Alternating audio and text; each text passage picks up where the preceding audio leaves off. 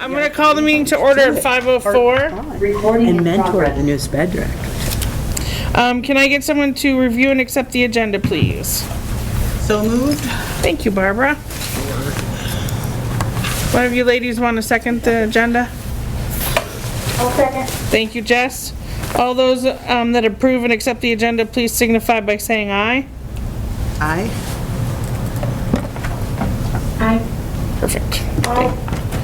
Perfect. All right. Communications with parents, citizens, and staff. We have received a few submissions regarding electric school buses. But I will open the floor to people who are here to speak to the board. So, Deb Miner? Thanks. I don't really know all of you, but my name is Deb Miner, and I'm an Otter Valley graduate, class of 73. My husband and I have resided in Leicester for 45 years, and prior to that, we lived in Brandon. We've raised 2 children who attended Leicester Central School and graduated from Otter Valley, and we have 2 grandchildren that also lived in the district, and one is still at Otter Valley. My concern that I'm bringing before you tonight is that I read in the August 16th Reporter an article in the Brandon Select Board meeting that the Rutland Northeast Supervisory Union has announced that it is looking into purchasing electric school buses and will use Brandon to test out the program. I wrote a letter to the editor, which appeared in the September 6th Reporter, and I sent a copy last week to you on the board, and I hope everybody got that from Reach Out. If you haven't, I'll be happy to send a copy. We all have our own personal feelings about the use of electric vehicles. As far as I'm concerned, to each his own. But when it comes to taxpayer money, having taxpayers subjected to paying the cost of running an experimental program at such a high cost really concerns me. I'm well aware that there are grants available for these programs, but inevitably we have all been involved. I worked for the town of Brandon for over 11 years. We've all been involved in grants. We know they run out. And somebody is left to foot that bill. I'm sure that probably a lot of you read the Rutland Herald, and you saw the article on September 12th that said, EV bus is working well for Vermont. I wrote a letter to their editor too. I find that very deceiving.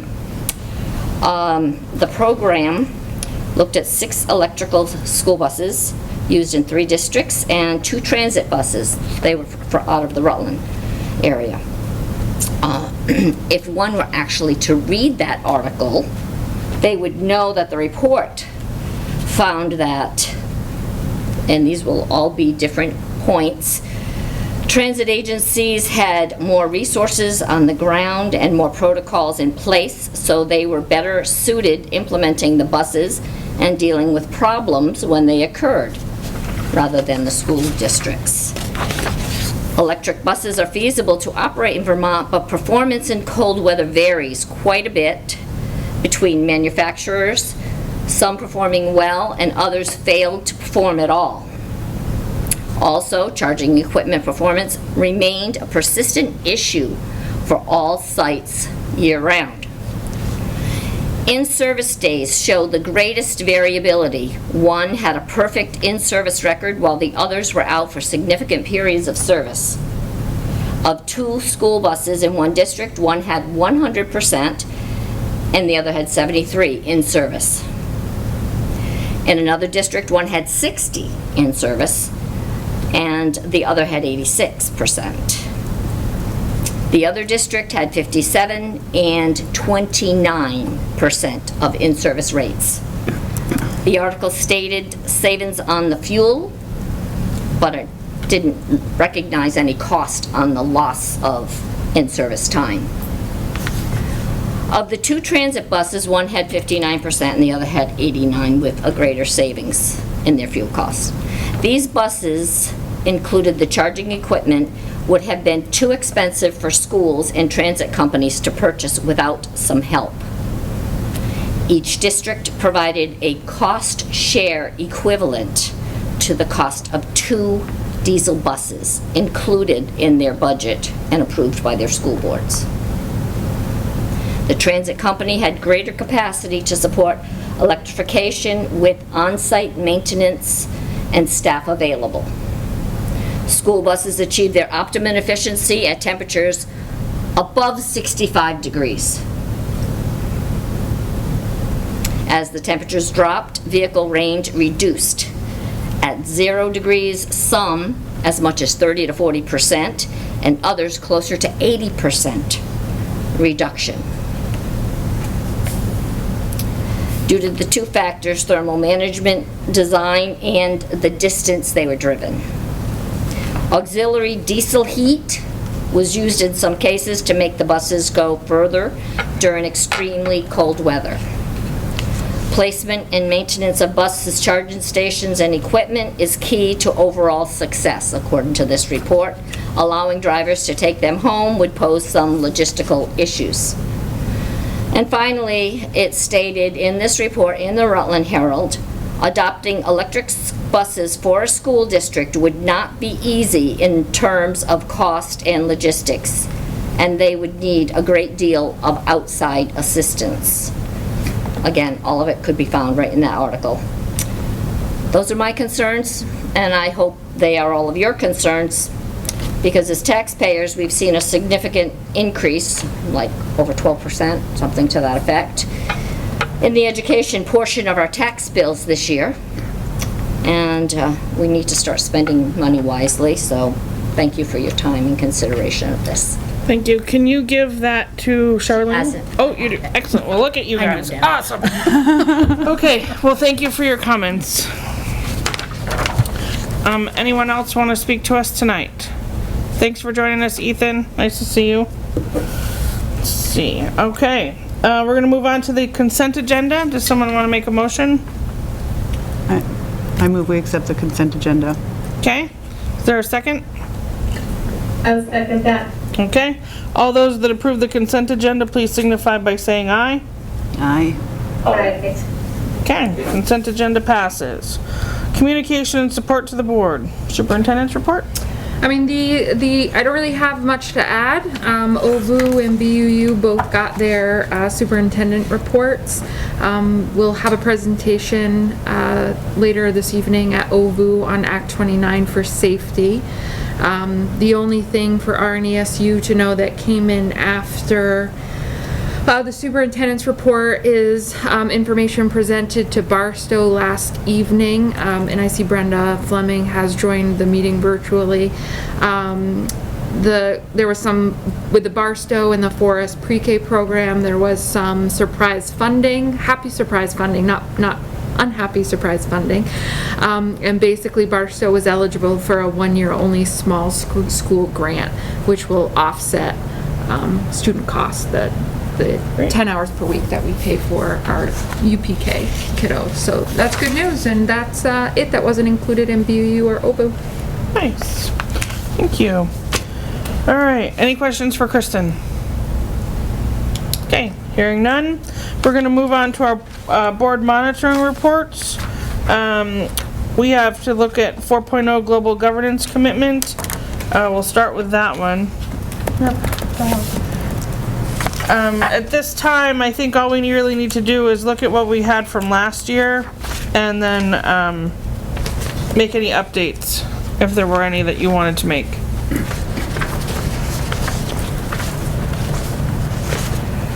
I can't see it, so I don't remember having any when I read it. 4.0 global governance commitment. I don't even think that was attached, is it? It's part of the supplementary doc. That should be in the supplemental docs. It's page 33. In that RNESU. Oh, yep, look at that. Do you need someone to read it out loud? Or No, I don't think we need to read it. It's just, if we need to, you said 33? 33. I think we just want to, make sure that we don't want to make any changes to it. Yeah, it's right here. See? Well, I can't remember. Are we still using Edmentum? No. No, we are not, but during this period we did. Yes. All right. So, no, we are using something else now. Star 360. That's what it is.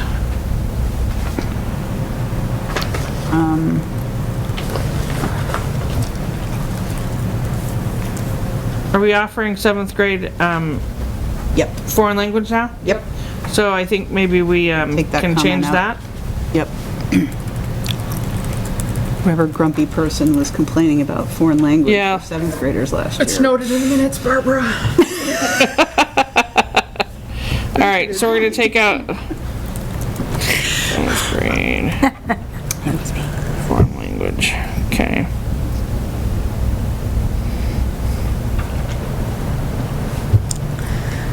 Is that our only change then?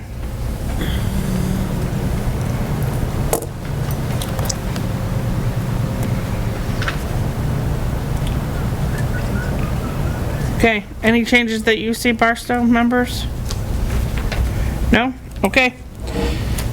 Is everyone in agreement that with the one change to change the foreign language 7th grade for OVUU that it's now available?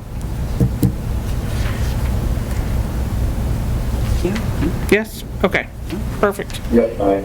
All right, excellent. Then we are going to move on to the second policy, which is Unity of Control 3.1. And again, this was the same, the one in your packet is the same as last year. It's specific about only officially passed motions of the boards are binding on the superintendent, and that we as individual board members can't give direction to the superintendent. It must be that we must speak as a whole. And as far as committees, again, same thing. So, and again, I don't think we've done any of that to the superintendent. So, I'm going to say that that one's okay unless you guys want to tell me that I'm wrong. Yes? Okay, perfect. Next thing on our agenda is the discussion debrief board, the PD that was held on August 21st, 2023 from Pietro Lynn. Apparently, it looks like the recording was deleted instead of saved. So, yeah. That's Yeah. not on me. That's on Pietro. No, that's on Pietro and his team. That actually Pietro himself. So we do not have that recording any We still longer. love him, and we have reached out to ask if he'd at least send us the slides, so Right. that we at least Yeah. would have them. But we still don't have those That's either. too bad. No, but Yeah.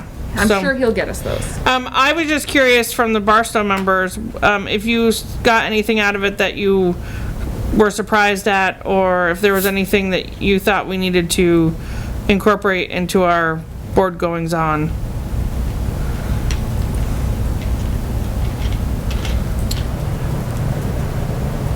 No? I guess not.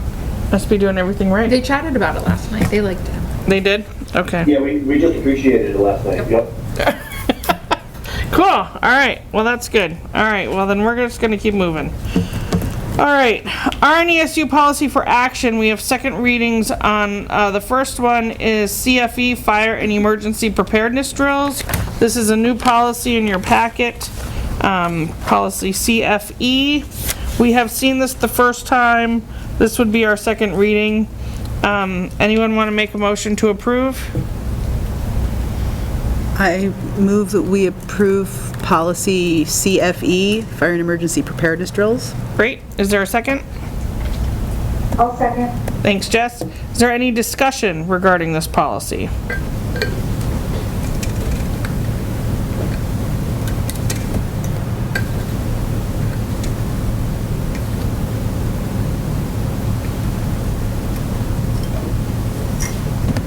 They've already done one this year, correct? Fire drills? Yep.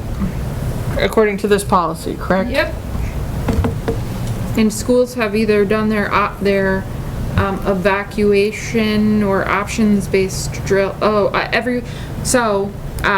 will talk about it later at OVU, but all schools in September will do or have done, some of them are completing them this week, both a fire drill, so an egress drill and an options-based drill. And then after September, it will be alternating every month. In October would be an egress drill, like a fire drill.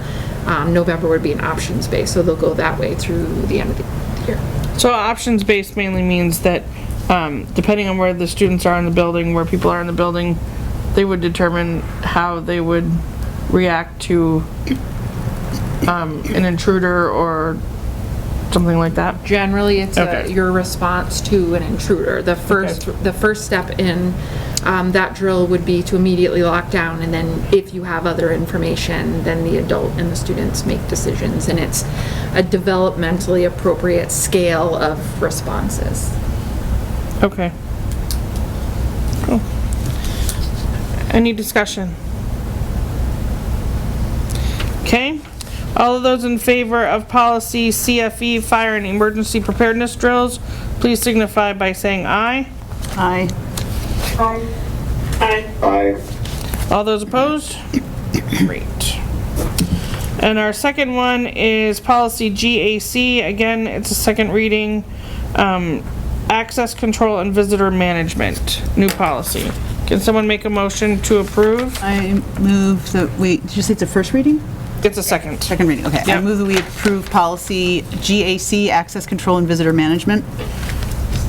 There a second? I will second that. Thank you, Susanna. Okay, discussion. This doesn't specifically mention Raptor. It doesn't need to, right? Okay. No, and both the fire and emergency preparedness and access control visitor management are VISBIT model policies. Okay.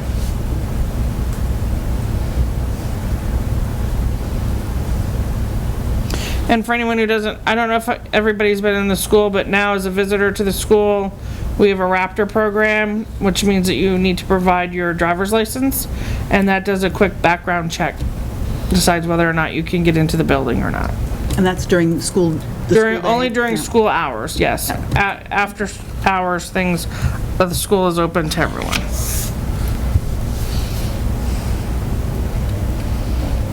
Okay.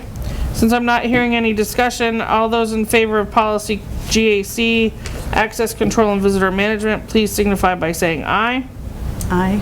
Aye. Aye. Aye. Okay, all those opposed? Thank you. That policy passes also. Okay, retirement qualification sick leave benefit consideration. So this one, Beth Cole has asked that we consider adding her 13 years of employment at Otter Valley from 1998 to 2012 to her 10 years of employment at RNESU, which was from 2012 to 2023, for a total of 23 years of service to Otter Valley and RNESU together when calculating the district's retirement sick leave benefit under policy GDR, section 813, can't do my Roman numerals, which reads, upon retirement after 15 years of unbroken service in the same school district, an employee shall be paid $50 a day for each day of unused accumulated leave. Upon retirement after 20 years of unbroken service in the same school district, an employee shall be paid $60 a day for each day of unused accumulated leave. People working less than a full day shall have such sum adjusted downward in proportion to their full-time equivalent, or FTE. In order to budget adequately, the employee must provide notice to the superintendent of their retirement by December 15th. Beth provided notice of her intention to retire last June. It is the administration's recommendation that the board approve the request. As of June 30th, Beth had 97.63 days of unused sick leave for a buyout of $5,857.80. So there's only a $970 difference. Is that Brenda's $10 a day? Brenda's sitting there looking super pretty. I think if Okay. people have questions about. Anyway, so we need to have a motion on the floor before we can discuss. So you want the sample motion read? Sure. I move to recognize Beth Cole's 13 years of service to Otter Valley Union High School from 1998-99 through 2011-12 as unbroken district service, adding to her 10 years at RNESU, qualifying her for a retirement benefit of $60 a day of unused accumulated sick leave. Okay, is there a second?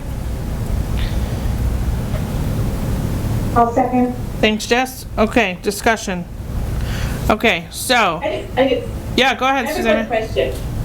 I'm just curious, why did she have to ask for that when it's sort of clearly outlined in the policy? Because RNESU and Otter Valley are both separate entities, so they are not. Oh, okay. That's why.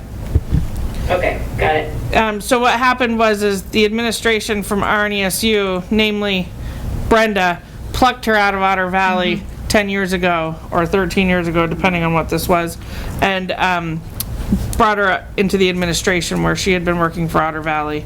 So it really hasn't been unbroken. She just moved employers. Gotcha. Thank you. Yeah. So Brenda, my estate accounting would tell me that the difference between her having 50 days of unused, or the 50, so if it was $50 a day, that would only be based on the 10 years of service? Actually, no. This is kind of the perfect storm. You have to have 15 years of service in one district to qualify. All right. So, as you said, adding them together, because I did Okay. her from Otter Valley, is together she has 23 years service. Independently, she doesn't qualify in either district. Okay. Okay.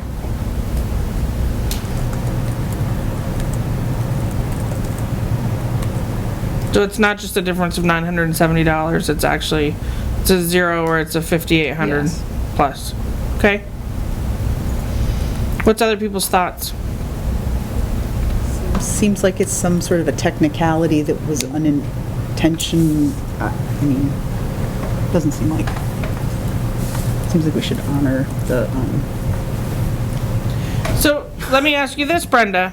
For those people, now that we are Otter Valley Unified Union or Barstow and blah, blah, blah, since we're able to move people around, OVUU, it doesn't matter anymore, correct? I mean, although we probably still have employers or teachers and or other people who are here before OVUU began.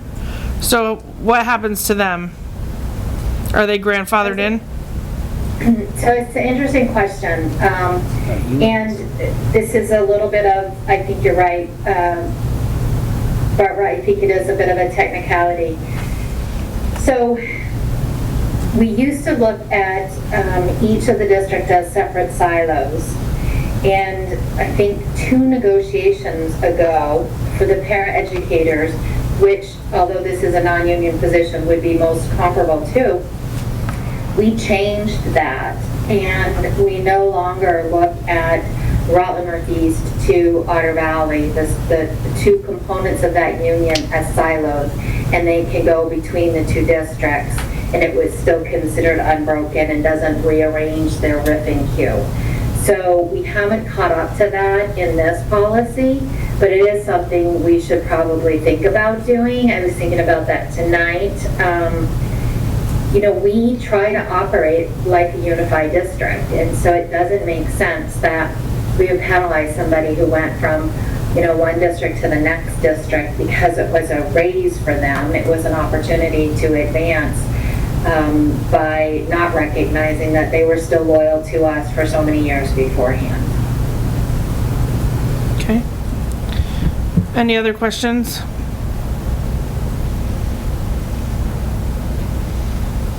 I'd have to agree with Barbara that it just seems like it's a technicality, that she has had 20, it's not like she left and came back. Right. So if that had happened, then I might have different thoughts, but, okay, so any other questions before we vote?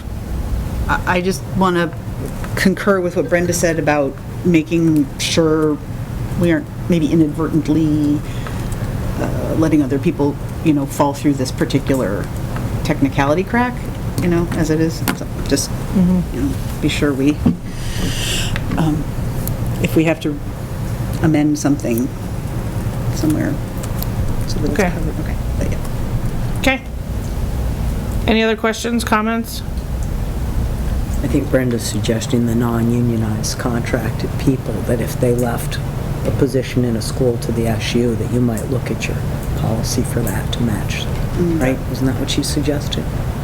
She's saying the policy hasn't caught up to that, but Yeah, yeah. Because our policy our GDR. union contract did for paras, but Yeah. it's the only one. So maybe we want to make sure we put that on our work plan to make sure we Yes, catch up with so that. Brenda and I could certainly look at that and bring revisions back at some point in the future. Okay, great. Okay, anything else?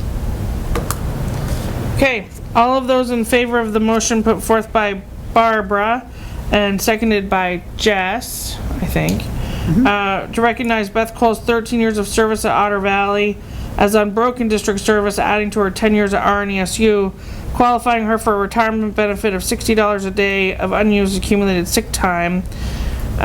Please signify by saying aye. Aye. Aye. I, Okay, it's unanimous. Thank you. Okay. Yeah, thank you. All right, next one. Visbit VHI annual meeting. We need a designee to vote by proxy. That meeting is Friday, October 27th at Lake Maury. I will be there if you want me to be that proxy, because I will be spending the night for that. Jess, you should come as board I chair. cannot make it, and I was going to ask if you would help out and be proxy for Barstow. Yeah, I'd be happy to do so. So, but as board chair, you need to get there at some point as board chair. Okay? I do. All right. So if anyone has any, do you want a formal motion for that? Do you need a No, formal? they just need to nominate Okay. you and I'll tell Melinda. All right, so does someone want to make that nomination? Nominate Lori Bertrand as the proxy for RNESU board Yep. to the Bisbit VHI annual meeting. Okay. All those in favor? Aye. Oh wait, I need a second. I can already see, I can see Charlene looking at me like, wait a minute. Can we get a, okay, Jess is getting a second. Okay, Jess is seconding. Now all those in favor? Aye. All right, thank you. Aye. All right, ESSER plan update. You have that in your packet. Brenda, do you want to talk about it? Or just say it's a really pretty document. It's lovely. A lot of work. A lot of work. Colorful. I printed it out. She left. Okay. Oh no. Oh no, she's there. Talk about it. She doesn't want to talk about it. All right, does anybody have any Can't wait questions? for Esther to be gone. Right? Well, okay. Any questions for Brenda about the ESSER plan update? Okay, A lot of work Yeah. on Brenda's part. all right. Electric bus feasibility study. So Brenda, you want to talk about what the district has done to this point on this? Or do you want me to talk about it? Your call. I don't You care. go for it. Okay, you tell me where I went wrong, okay? All right. I'll pick up the lead. You pick up the weeds. Okay. So, as you know, there was a study of buses in other districts. We were not picked as one of those districts, thankfully. I think we can all agree on that. And so we have been waiting for that feasibility study to be done to see if there was something that RNESU would want. But in the meantime, I think we all agreed that we didn't want them. However, we do have a board member on the Otter Valley Board that was adamant that we apply for the no commitment grant that is out there. And what it means by no commitment is that we apply for the grant. If we get the grant, it doesn't mean we have to take it, doesn't mean we have to do anything with it. We can say, no, we don't want it, and it goes away. So we have applied for the no commitment grant. We haven't heard back on that. But we do have to do our homework, which is all of that feasibility stuff that you spoke about before. You know, how much is it going to be for a charging station? Where would we put those charging stations? How far can the bus travel? Will it work in our hilliest places of Barstow and Chittenden, or can we only be in Brandon? You're right, we can't send the buses home with other people because they don't have charging stations at their houses. And we also don't know what the cost of it's going to be electricity-wise, what it would cost if they break down, who would fix them if they break down. I've never heard of an electric bus repairman, but maybe there is somewhere out there. So that's kind of where we're at. And as far as the select board, I will state that a couple of years ago, it's been a while, we went to the select board as Otter Valley Unified Union and said that we wanted to work together with them so that we were, so that they would know what we were doing and we would know what they were doing. And they said very politely, nope, you stay in your lane, we'll stay in our lane. So for them to talk about at their select board meeting that we are buying a bus and we're gonna do all that is complete bunk. So when I read I didn't see the August 16th article in the Reporter about them talking about the select board, because I might have wrote my own article. So when I read yours, I was like, what's going on? So anyway, I didn't do anything about it. But I did get a lot of queries asking me in town, were we buying electric buses and was that the way to go? And I was like, we haven't spoken about it. Even if we were thinking about it, we'd have a lot of things to discuss before we'd ever move into that. And I think that's where we are tonight. So, at this point, we like our diesel buses. They still give us headaches, but we can at least mostly depend on them. Did I miss anything? So, No, you really did.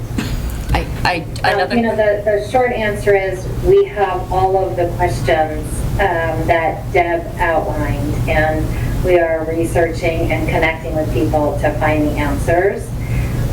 The grant we expect to hear late October to late November, so we're not exactly sure when we will hear. And whatever we hear and all of the research that we come up with, we'll bring back to this board once we have it for action and consideration. Okay. So you said you had a question? yeah, so the administration can go forward with applying for a grant without the approval of the board. They can apply for grants, yeah, but at the end of the day, we would have any say on, especially with buses. They would have to come to the board and say, look, we applied for this grant, but is this something that you want? And we could say yes or no. There's many grants that they apply for that we don't know about that for various reasons. Give me a reason why you would get a grant that we wouldn't know about.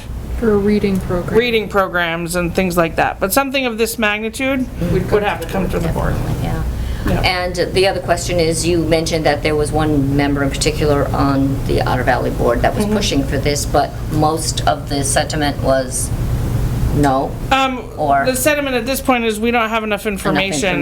To even consider it at this point. And I think the board member was pushing, hey, it's a no commitment grant, throw your hat in the ring, and then figure out if anyone's even interested in talking about it. Right. Right, and so again, as Brenda had mentioned, she and the coordinator of transportation have, every single question that you have is a question that they have had the entire time as they're researching it. So it's nothing that the administration pushed forward. It's a no commitment grant that it's very likely that we don't even get the grant, and then it's all a moot point. And we try very hard to be economical, even though it probably doesn't look like it when you open your tax bill in the fall. So we do. So, but yeah, so that's kind of where we're at in this feasibility study. And if it's determined that you are going to accept this grant, that will be something that comes before the voters or not? It won't come before the voters, it will come to the board. So watch our agendas, because it would have to be on the agenda. Okay, So that's not a very friendly site, I find, but anyway. So where can you find the agenda? The agendas are all posted at your local town offices, or they're supposed to be. And our agendas are always the first and third, the second and the first and third Tuesdays of the month. First and second, or first and First and third. Okay. First and third. And it would actually, a bus like this would only come to RNESU, so it's only the third meeting of the month. The third Tuesday. It would be before the board at that point then, you're saying, and it would be either put in the budget, which the taxpayers would have the right to disapprove. Sure, yeah, yep. If they didn't want this. Right. And if it came forward, not only would it be warned and a part of the agenda, it would also come with Brenda Fleming, Rich, our transportation coordinator, and the feasibility study, right? Like, they would be bringing the entire conversation forward. And they very might well have a recommendation of, no, we don't want to do this. Yeah. So, Okay, yeah, okay. I appreciate it. Yeah, no, thank you for coming before us and letting us know what that select board is doing over there. So, And we agreed, the Rutland Herald article was very deceiving. I'm title glad to- you felt yes. so as well, because. Brenda and I both thought that. We read the title and we're like, oh yeah, it's good. Whoa, yeah, no. No. all right, so we have a bunch of stuff to do in the next 20 minutes, so we're gonna try to, so we need to set some, well, we have to go into executive session, that might take a few minutes. So, set annual board goals. So what are our goals, guys?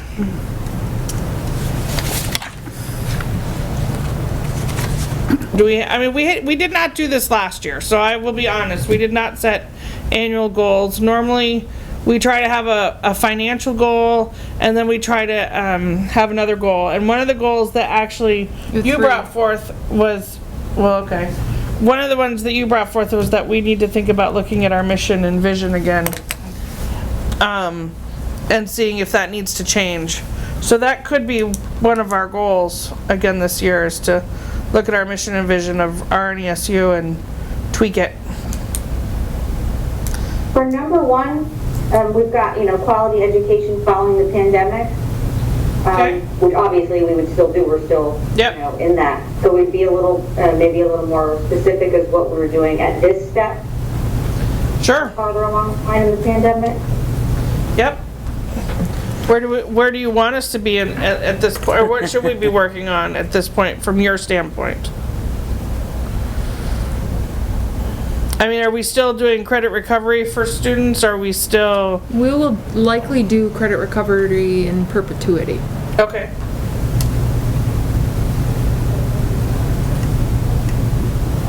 But not related to the pandemic. Okay.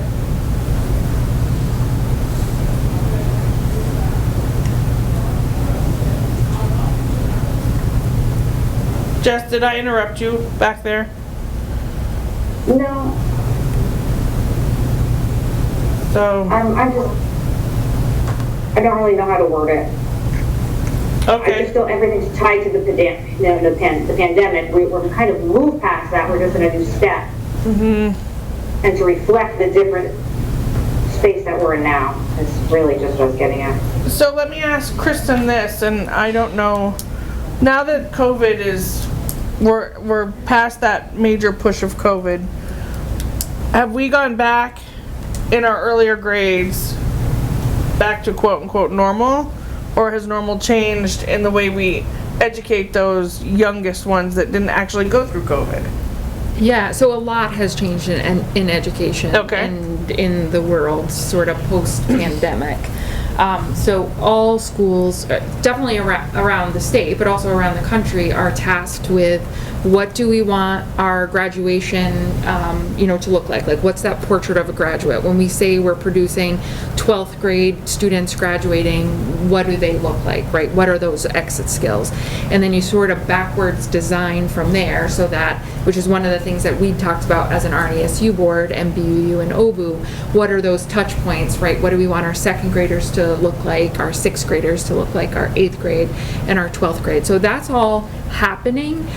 What's happening in all of our schools this year is Act 173, which is the commitment to equity and educational outcomes for all students, is asking that we sort of design and redesign a comprehensive curriculum that meets the needs of all students. So I wouldn't say it's quality education following the pandemic. I think it's meeting our students where they are right now. And it isn't, the second grade learners look like this because this is what happened to them. There's no point in that sort of conversation. Our kids are our kids are our kids. We're meeting them where they're at. So we're in this curricular redesign to meet the needs of all students, the development of a local comprehensive assessment plan, and then kind of Marcia's lane with Debbie Alexander's is that multi-tiered system of support. So how do we support the students who aren't able to be successful in that first layer of instruction? So, it's a quality education for all students, however you want to design it, but there definitely is a focus on both academic proficiency and mental health and social emotional this year, that they all sort of go together. Okay. Didn't you explain that beautifully, Kristen? I don't know. Yes, you did. Actually, she Charlene, did you get that? I did. So maybe that's what one of our goals needs to be. Is what she just explained beautifully. Whatever I What said. she said. What she said. And I think if you keep, I mean, fiscal conditions and planning, especially with the ESSER cliff, feels super important in everything, you know, Ms. Minor talked about. We have to figure out how to be both, present our students and our families with the education that we offer and promise and guarantee, but how do we do that in a fiscally responsible way, right? How do we stay true to our values as a mission, but still be fiscally conservative because someone has to pass our budget. So I think that probably would be a priority that I would recommend stay in some wordsmithing. Barbara can wordsmith it. And then I don't know if you want to keep the board policies with an equity lens. If you do, my recommendation would be that you review all board policies, mission and vision with an equity lens, right? That you're looking at, a lot has happened post-merger, even if you didn't have a pandemic, and you did have a pandemic. So it's time to figure out who is RNESU, and the only way you do that is by looking at your mission and vision. Policies, mission, vision. Yeah. Yep. Nice. So, that sounds really good. Can you repeat that back? Charlene got it all. Okay. No, so this is what I heard. Tell me if I'm wrong. Number one, our fiscally responsible. We are going to be looking at that anyway, but now we're going to be looking at that even harder because of the ESSER cliff this year and all of that funding going away. Second of all, we will be looking at post-pandemic learning and how that equates to every child, especially social, emotional, and academic proficiency. And the third one was looking at all of our policies with the lens of equity, including our mission and vision. Good job. Yes? Sounds good. Okay, everybody agree? Okay. Perfect. All right, review board annual work plan. That was in your packet. We will have some monitoring presentations, monitoring reports. Is there any specific PD you guys want this year at this board level, professional development, that you'd like to see other than, you know, our own people coming in talking about what they're doing with kids? I know we had Pietro come in and talk to us about Whatever he talked to you about. whatever he talked about. Yeah, It is a report. yeah, All long. 'cause it's all whoop. I actually, we brought this up too on our board. Yeah. Because we really wanted to focus on some development this year. Sure. And I did get some resources from Debbie Singheiser, some free, some not free, with different types of topics. So maybe we can touch base and see what everybody collectively might. All right, yeah, so why don't we plan on touching base at some point? You reach out to me when you have time. Okay. All right.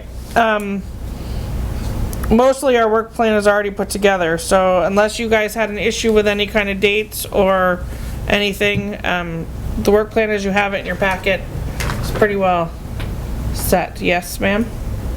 I'm looking at this calendar. There's a special meeting next Tuesday. Is that happening? Yes, that's a Brenda meeting, at 5:30. Brenda, next Tuesday? Yes, I'm begging, pleading, and crying that you come. This is so we can actually move forward with the Barstow HVAC $900,000 project. We have had to rebid it 3 times, and the bids are due to come in and have to be read and opened out of the school board meeting. Okay. And does that have to be in person and virtual, or can it just be virtual? It can just be virtual. You want to just do it virtually? Yeah, why don't we just do it virtually if everybody's okay with that? Act I'm 1 sure the extends authority through June 2024 for all meetings. You don't Yeah, have to. so for this meeting, yeah, for that So particular meeting. next Tuesday we'll will do- be virtual at 5:30. And the Zoom, but their Zoom link will be up on the website, Yeah, correct? yeah. Yeah. Kristen, do you need me? Okay. No, I'll record it. Okay. Don't Unless lose you it. want to come and hang out, Charlene. You know you're always welcome. Okay. We Do we definitely need a quorum. Reminder link. Yep, absolutely. It's not there yet, Jasmine, sorry. No, it's okay. I was just looking for Brendan's. Okay, we'll get there. Hello. All right, so our next official board meeting, other than the special meeting next week, is Tuesday, October 17th, here at the library at 5. However, we do need an executive session, so I'm going to kick everybody out that is not a board member.